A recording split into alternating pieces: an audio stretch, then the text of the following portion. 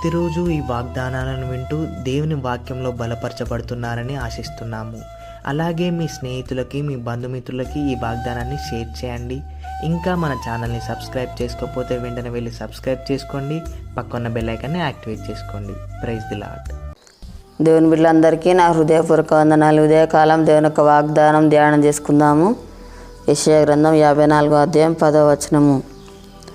పర్వతములు తొలగిపోయినను, మెట్టులు తత్తరిల్లను, నా కృప నిన్ను విడిచిపోదు, సమాధాన విషయమైన నా నిబంధన తొలగిపోదు అని నీ యందు జాలిపడు యెహోవా సెలవిచ్చుచున్నాడు.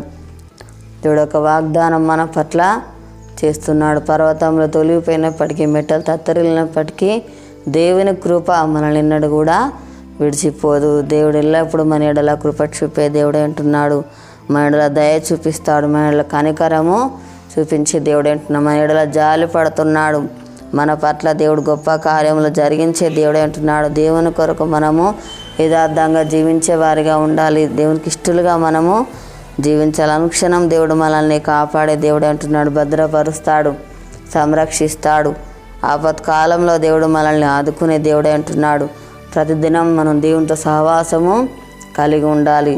మనం చేసే ప్రార్థన దేవుడు తప్పకుండా ప్రతిఫలము దయచేసే దేవుడు అంటున్నాడు. నిత్యము దేవుని వాక్యమును మనం ధ్యానించేవారిగా ఉండాలి. దేవుసిన మేలను బట్టి మనం స్తుతించేవారిగా, ఆరాధించేవారిగా మనము ఉండాలి. ప్రతిదినం దేవుని సల మనము మొరపెట్టేవారిగా ఉండాలి. దేవుసిన మేలను బట్టి దేవుని ఘనపరచాలి, దేవుని ఆశ్రయించాలి.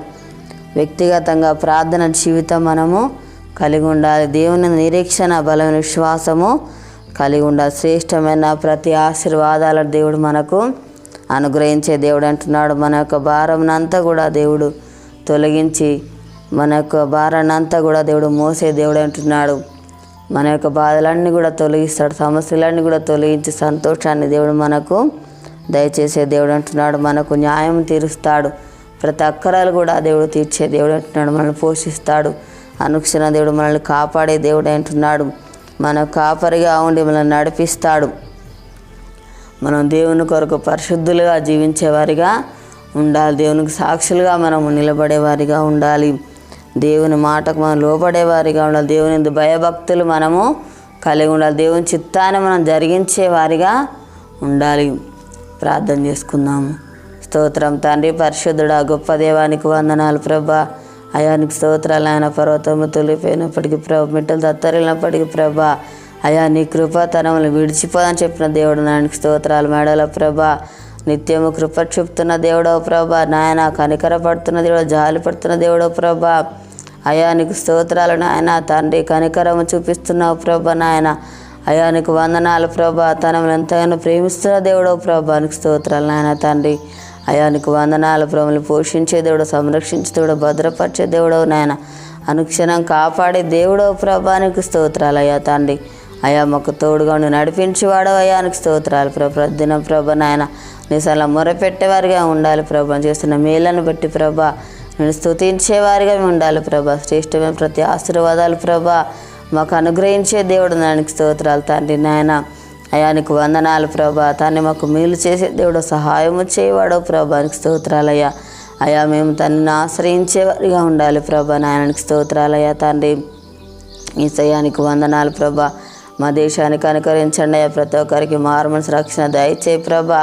అనారోగ్యంతో ఉన్న బిడ్డల ముడి స్వస్థపరచండి అయ్యా, నీకు స్తోత్రాలు ప్రభా. తండ్రి ఎవరి బాల సమస్యలు ఉన్నారో వాడిని దర్శించు నాయన. వారికున్న బాల సమస్యలు అన్నీ కూడా తొలగించండి అయ్యా, నీకు స్తోత్రాలు ప్రభా.